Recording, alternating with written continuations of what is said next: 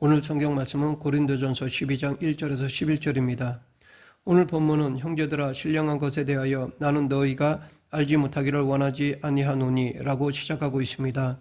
그런데 이 문장에는 몇 가지 오해의 소지가 있습니다. 그래서 몇 가지 수정을 하고자 하는데 먼저 문장을 존칭으로 바꿔야 할 것입니다. 아마 사도 바울이 고린도 교회 성도들에게 반말로 편지를 쓰지는 않았을 것입니다. 또한 퓨누마티콘이라는 헬라어 번역인 신령한 것도 영적인 것으로 바꿔야 할 것입니다. 신령하다는 우리말은 뭔가 평범하지 않은 능력처럼 들립니다. 심지어 산신령의 도술이 연상되기도 합니다. 루터는 그 단어를 영의 선물이라고 번역했습니다. 이것을 의역하면 거룩한 은사라는 것입니다. 고린도전서가 말하는 퓨누마티콘, 즉 신령한 것은 어떤 특별한 능력이라기보다는 일반적인 모든 은사를 가리킵니다. 그 카리스마가 무엇인지에 대해서 바울은 4절 이하에서 말하고 있습니다. 즉 지혜의 말씀, 지식의 말씀, 믿음, 병 고치는 은사, 능력 행함, 예언 등등입니다. 그리고 고린도전서 12장 28절 이하에서는 약간 다른 방식으로 은사를 분류하는데 여기서는 사도, 선지자, 교사, 능력 행하는 자, 신유, 봉사, 행정, 방언, 통역 등입니다.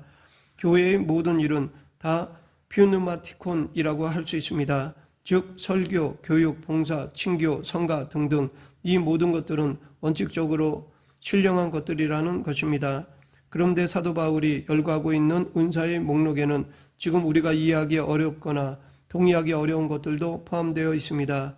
무화경에서 이상한 언어를 쏟아내는 현상이나 마치 무당들의 신들림 현상들도 있습니다. 신유 현상도 그런 것들 중에 하나입니다. 사람들은 그런 현상을 보면 호기심을 느낍니다. 또한 그런 현상을 보이는 사람들을 특별한 사람으로 보기도 합니다. 혹은 반대로 그런 현상들을 유치하다고 매도하기도 합니다. 바울은 그런 현상을 무조건 옹호하지도 않고 그렇다고 부정하지도 않았습니다. 그런 현상이 고린도 교회에 나타난다는 사실을 인정할 뿐입니다. 사도 바울은 고린도 전서에서 은사에 대해 설명하고 있습니다. 고린도 전서 12장부터 14장까지 무려 3장에 걸쳐서 이야기하고 있습니다. 이것은 그만큼 중요하다는 뜻이기도 한 동시에 문제가 있다는 뜻이기도 합니다. 고린도 전서 12장은 은사에 대한 일반적인 설명이고 14장은 그 중에 방언과 예언에 대한 설명입니다. 그런데 이 사이에 사랑장이라 할 수 있는 고린도전서 13장이 들어있습니다. 고린도 교회는 은사 문제로 몸살을 앓고 있었습니다. 서로 자신의 은사가 중요하다고 주장하고 있었습니다. 특히 열광주의자들에 의해서 벌어지는 문제는 아주 심각했습니다. 그럴 만도 한데 다른 은사는 어느 정도 컨트롤이 됩니다. 객관적인 기준으로 평가할 수도 있습니다. 그러나 방언, 통역, 입신 등은 좀 까다롭습니다. 그래서 그런 사람들은 자신들의 영적 특권 의식에 빠질 위험성이 컸습니다. 고린도 교회에서 그들은 자신들의 영적 권위로 다른 은사들을 부정하고 자신들이 교회에서의 우위를 독점하려고 했습니다. 이런 사람들이 큰 소리를 낼 때 교회가 어떻게 될지는 불보듯 분명합니다. 그것은 분열과 반목입니다. 이것이 얼마나 심각했던지 이로 인해 고린도 교회 성도들이 바울의 리더십을 거부할 지경까지 이르렀습니다. 심지어 바울은 고린도 교회에 가고 싶어도 갈 수 없었습니다. 고린도 후서 10장 10절에 따르면 바울의 편지는 힘이 있으나 직접 대면하면 볼품도 없고 말도 시원하지 않다라는 식으로 고린도 교회 성도들은 바울을 무시하였습니다. 이들은 바울의 여러 가지 약점을 들어서 바울의 리더십을 부정했습니다. 이런 문제는 고린도 후서에서 심각하게 불거졌지만 그 이전에 이미 고린도 전서에서 그런 기미가 보였습니다. 사도 바울은 지금 그것을 신학적으로 다루고 있는 것입니다. 그러면 이런 열광적인 은사주의자들로 인해서 벌어지는 교회의 분열과 반목 문제를 어떻게 해결해야 할까요? 조심하라고 다그친다고 해서 해결되지 않습니다.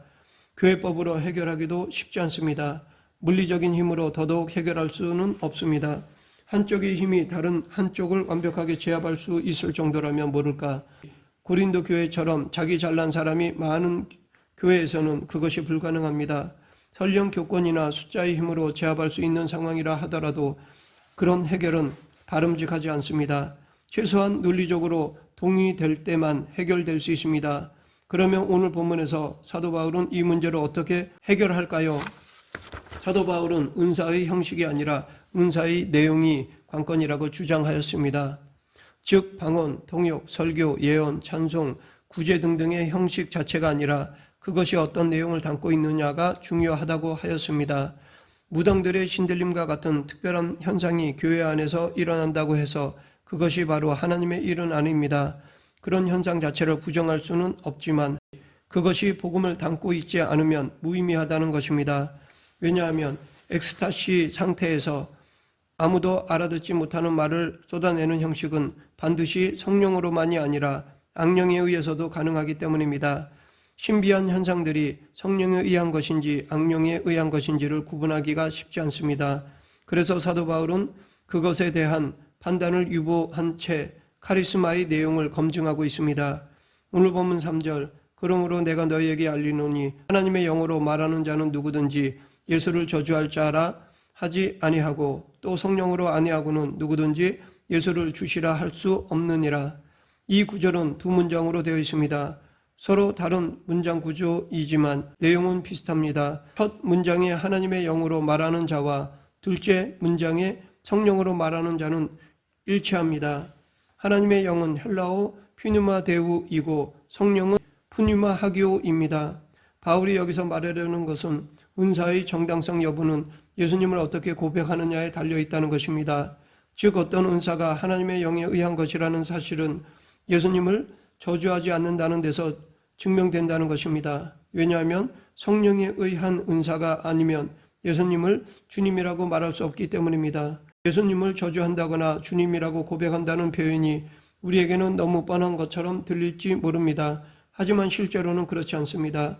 우선 저주할 자라는 말이 무엇인지를 생각해 보아야 합니다. 더럼 대학교의 바레트 교수가 집필한 고린도전서 주석에 따르면 여기에 몇 가지 가능성이 있습니다. 이 교도들이 예수님을 부정하는 행동 또는 기독교인들의 배교 행위 또는 황홀경에서 빠져나오면서 부르짖는 저주의 외침일지 모릅니다. 바레트 교수는 이것이 초기 기독교에 상당한 영향을 끼쳤던 이단의 영주주의의 가연설에 대한 비판으로 읽어야 한다고 주장합니다.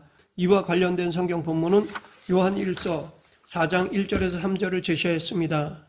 바레트의 주장이 나름대로 일리가 있다고 하더라도 여기서는 별로 중요한 이야기가 못 됩니다. 왜냐하면 바울이 이 대목에서 다루고 있는 주제가 가연설이 아니라 다른 것이기 때문입니다.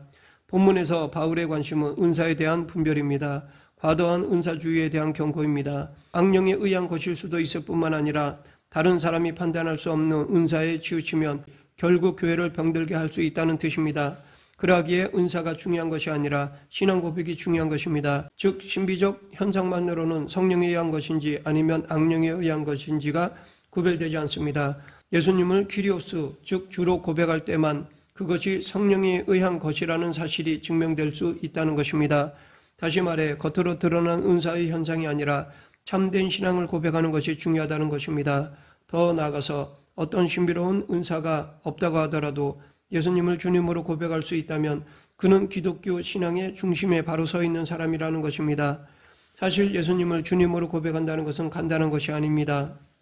사도신경을 암송하고 주기도문을 드리고 찬송을 부르고 기도를 드린다고 하더라도 그리고 교회 공동체를 위해서 많은 헌금과 시간을 투자하더라도 그것만으로 예수님을 주님으로 고백하는 것은 아닙니다. 이 예수는 나의 주님이시다라는 고백은 자신이 종이다라는 고백을 전제합니다. 종은 자신의 뜻이 아니라 주인의 뜻에 순종해야 합니다. 자신의 생각과 의도는 축소시키고 주인의 생각과 의도를 확대시켜야 합니다. 아니 전적으로 주인의 말을 따라야 합니다. 종의 자유는 자기 스스로가 아니라 주인과의 관계에서 성립됩니다. 어쩌면 우리는 예수가 주님이다라는 말이나 우리는 종이다라는 말을 너무 자주 들어서 식상하다고 생각이 들기도 할 것입니다. 이런 태도는 노예 근성을 키울 뿐이기 때문에 바울 시대에는 필요했을지 모르지만 지금은 아니라고 생각할 수도 있습니다. 그러나 이런 생각은 바울을 오해하는 것입니다. 바울은 불의를 보고도 무작정 또는 자신에게 어떤 불이익이 오지 않을까 두려워서 무조건 침묵하라는 것이 아닙니다. 이것은 순종이 아니라 굴종입니다. 즉 비굴함입니다. 예수님을 주님으로 고백하는 사람의 순종은 이것과 전혀 다른 차원입니다. 그 다른 차원에서만 교회의 일치가 가능합니다. 그러면 그것이 무엇일까요? 그것은 성령입니다. 사도 바울은 본문에서 은사를 개인의 능력이라든지 재주라든지 업적이 아니라 성령의 차원에서 설명하였습니다. 4절부터 6절을 보면 은사는 여러 가지나 성령은 같고 직분은 여러 가지나 주는 같으며 또 사역은 여러 가지나 모든 것을 모든 사람 가운데 이루시는 하나님은 같으니 라고 하였습니다.